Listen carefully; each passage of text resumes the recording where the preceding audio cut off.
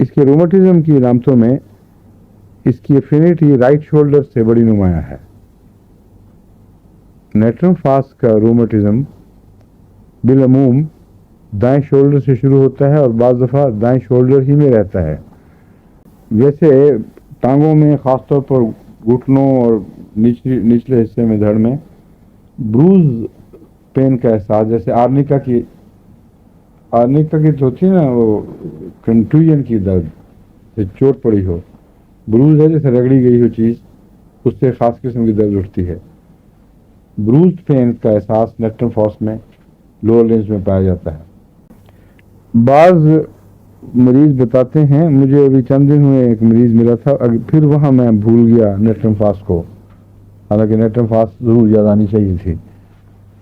اس لیے آپ کو کہہ رہا ہوں کہ اس کو یاد رکھنا۔ چلتے چلتے اچانک کوئی ٹانگ جواب دے دے اور کوئی وجہ سمجھ نہ آئے، یہ وقتی جواب ہوتا ہے۔ اگر اس کو کھڑے ہو جائیں آپ اور گھبرائے بغیر آہستہ آہستہ اس کو دبا کر یا انتظار کر کے زاویہ پاؤں کا بدل کے رکھیں تو ٹھیک ہو سکتا ہے۔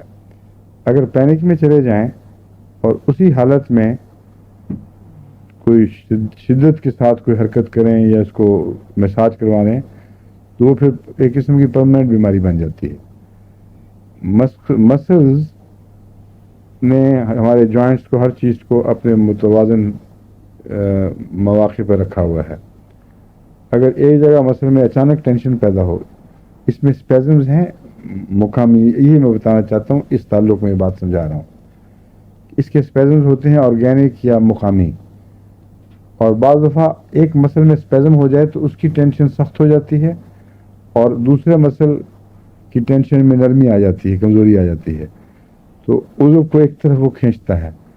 وہ جو ڈسلوکیشن کا احساس پیدا ہوتا ہے اس سے وقتی طور پر، یہ ٹانگ کو ایک دم بیکار کر دے گا، کیونکہ جس طرح اگر ہڈی ٹوٹ جائے تو ٹانگ میں جان ختم ہو جاتی ہے، اس طرح یہ ڈسلوکیشن بھی ٹانگ میں کو بے جان کرتی ہے، لیکن یہ ریئل پرماننٹ ڈسلوکیشن نہیں ہے، یہ وقتی اسپیزم سے پیدا ہوتی ہے۔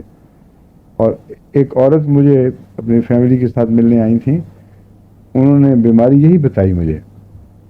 انہوں نے کہا یہ بڑی مصیبت ہے، بعض دفعہ چلتے چلتے ایک دم ٹانگ میں جان نکل جاتی ہے اور لگتا ہے کہ کچھ اکھڑ گیا ہے سب کچھ۔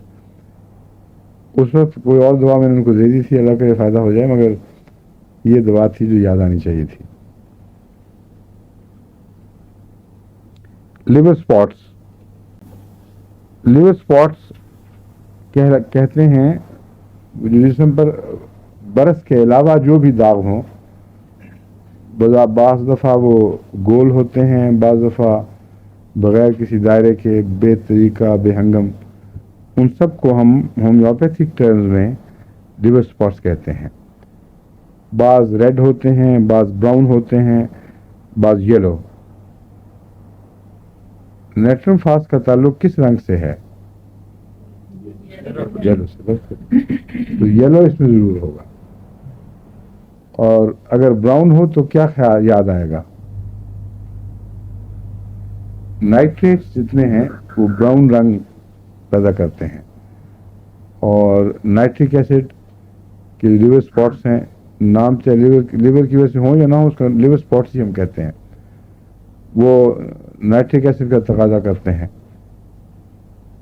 اور نائٹریٹس اور بھی ہوں، ان میں بھی یہ رجحان ہے کہ براؤن سپاٹس پیدا کرتے ہیں۔ ریڈ کا رجحان اس میں پایا جاتا ہے نیٹرم فاس میں، یلو کے علاوہ، اور فیرم اور میٹ اور فیرم فاس میں بھی ریڈ سپاٹس کا رجحان پایا جاتا ہے۔ جانڈس اسکن ہو اگر تو اس میں مفید ہے۔ اور واٹس کے متعلق دوبارہ پھر خصوصیت سے ذکر ہے کہ واٹس میں یہ اچھا اثر رکھتی ہے، اس لیے واٹس میں اس کو بلانا نہیں چاہیے۔